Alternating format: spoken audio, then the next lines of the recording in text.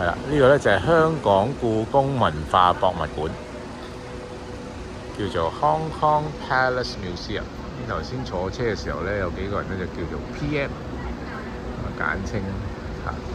呢嚿嘢似個嗰啲係咪砝碼？即係嚟咪就磅，即係俾嚟量度嗰個稱嘅調校嗰啲砝碼咯。中間嘅唔知啊，藝術啲嘢真係識條鐵咩？好啦，咁呢度咧就應該係西營盤啊，或者係即係港島西區啦，西環啦。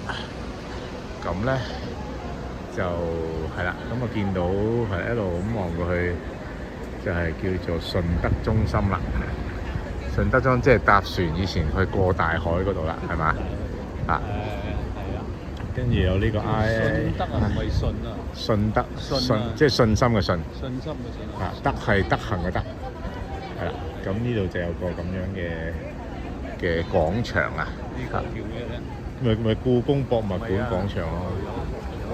唔知喎，睇下咯。咪去睇下咯嚇。係啦，咁呢個廣場都整得都唔錯嘅嚇。係啦，咁啊好多我哋嘅同胞旅行團咧就好興奮咁嚟到呢度打卡啦。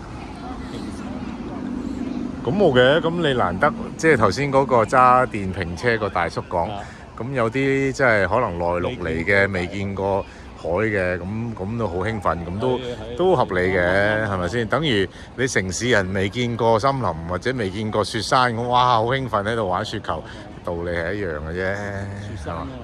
咪咯，咁你見識多嘅人就啦，見識多人就講大同小異咯，係咪？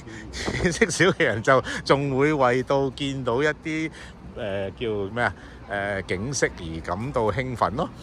咁所以你想大同小異啊，定係你想仲覺得好興奮呢？咁樣係啦，咁啊而家嚟呢度睇下呢個又係咩呢？呢個叫弓箭啊，係嘛？Arrow 啊，林家裕啊，係用竹嚟到做嘅。係啦，咁啊呢個就係即係藝術啦，係喎，真係竹喎，好似藤籃咁樣紮出嚟嘅喎，係咯，幾靚啊呢個位。